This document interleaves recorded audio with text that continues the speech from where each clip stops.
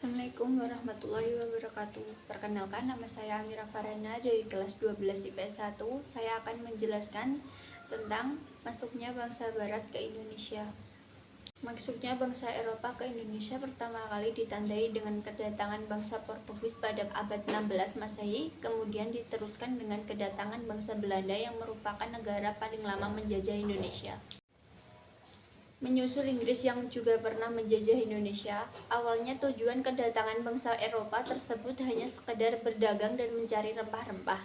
Namun, tujuan berdagang dan mencari rempah-rempah berubah menjadi keinginan menguasai dan memonopoli seluruh perdagangan yang ada di Indonesia. Kemudian, berkembang lagi menjadi menjajah dan memegang penuh kekuasaan terhadap negara yang didatanginya.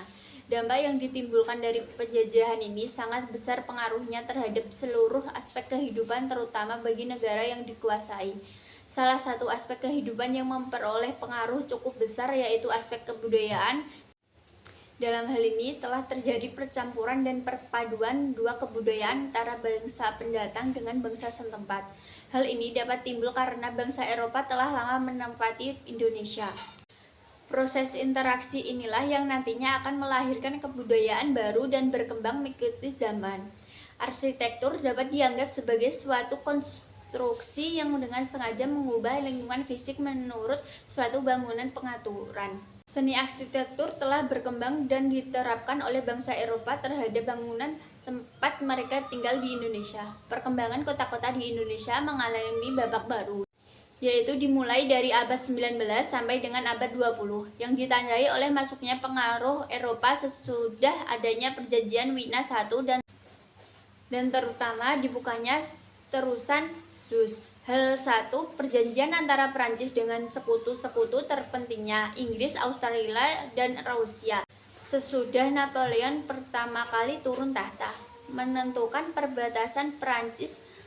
Menurut keadaan 1792, Prancis tidak membayar rampasan perang dan menerima kembali sebagian besar jajahannya, kecuali Alta. Direncanakan konferensi umum untuk membereskan semua persoalan teritorial yang lain.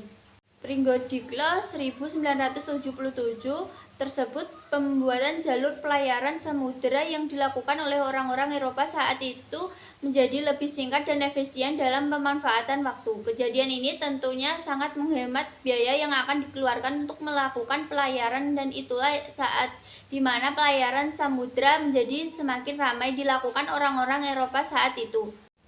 Yulianto Sumalyo 1995.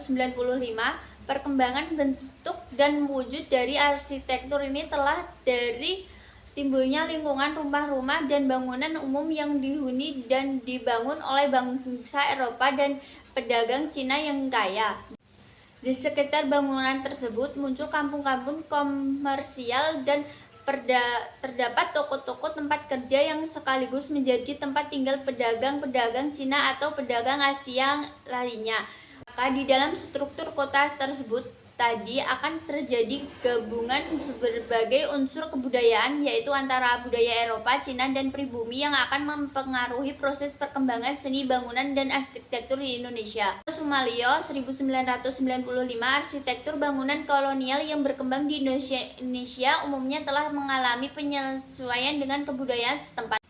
Dalam hal ini, bangunan atau tempat tinggal merupakan bagian penting yang selalu ada dalam setiap peradaban hidup manusia. Sejak berkuasanya Belanda pada tahun 1619 Masehi di Indonesia, Belanda ingin merancang kota Batavia mirip seperti kota di Belanda. Namun, hal tersebut ternyata tidak dapat diterapkan sepenuhnya di Batavia karena perbedaan iklim yang ada. Maka kelamaan bentuk gaya arsitektur bangsa Eropa yang dinilai tidak fungsional jika ditempati pada iklim tropis kemudian disesuaikan dengan konsep dengan lingkungan yang tropis. Bentuk perancangan kota Batavia yang mirip dengan kota Amsterdam. Salah satu cara yang dilakukan oleh Belanda adalah dengan memotong kota Batavia sehingga terbentuk terusan-terusan yang menjadi ciri khas kota dari Amsterdam. Terusan-terusan yang terbentuk tadi merupakan cabang-cabang dari Kali Ciliwung dibangun dengan dinding-dinding dari batu yang kuat dan kokoh.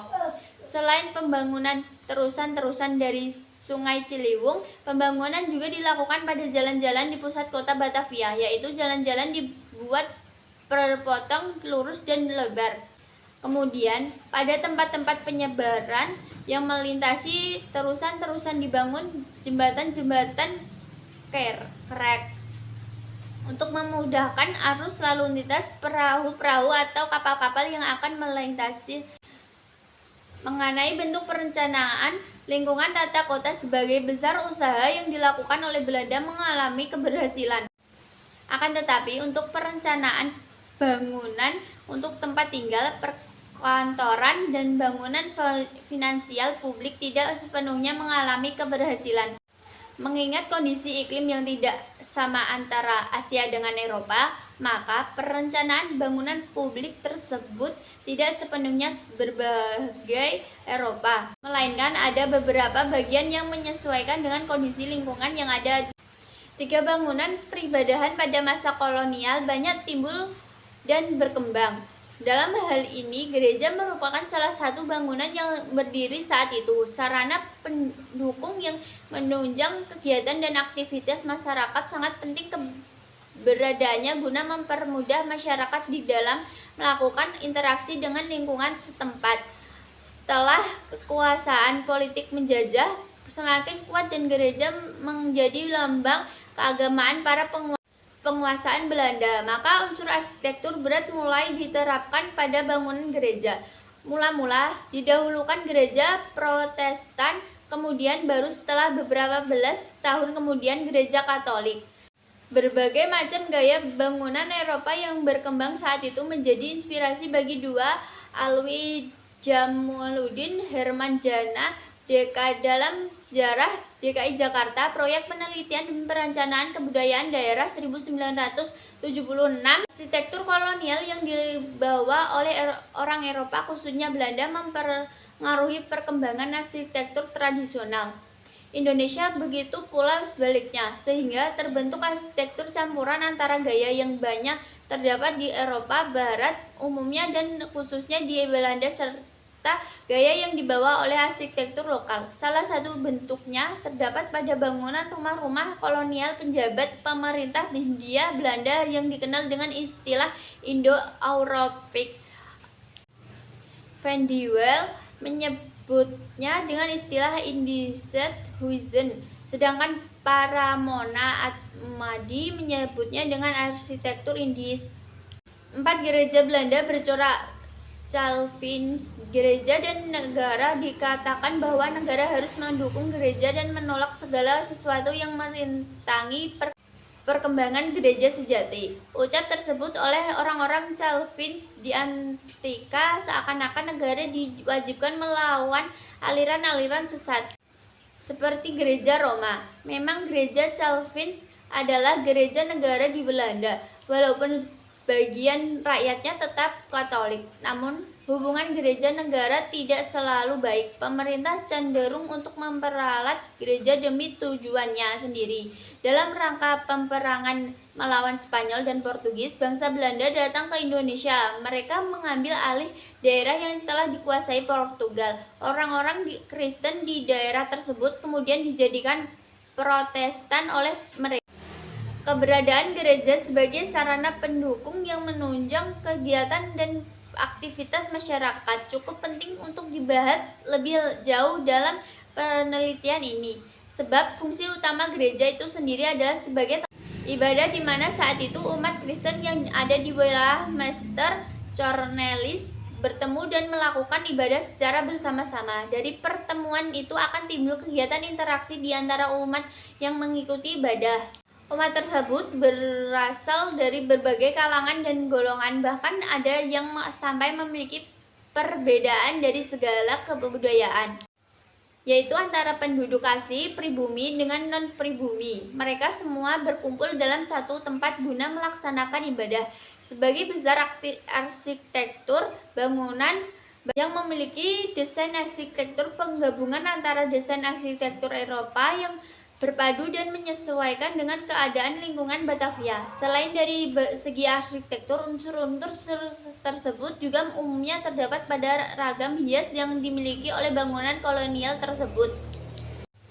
Gereja yang ada di wilayah Mester Cornels merupakan salah satu gereja penting sejak wilayah tersebut berkembang pesat menjadi wilayah pinggiran kota yang maju dan dikatakan mandiri pada masanya. Gereja tersebut bernama Gereja Koinonia. 5. Beralamat di Jalan Mataram Raya nomor 216 yang terletak Jalan Mataram Raya dari Jalan Jatinegara Barat. Gereja kolonial diperkirakan berdiri sekitar tahun 1911 atau 1916.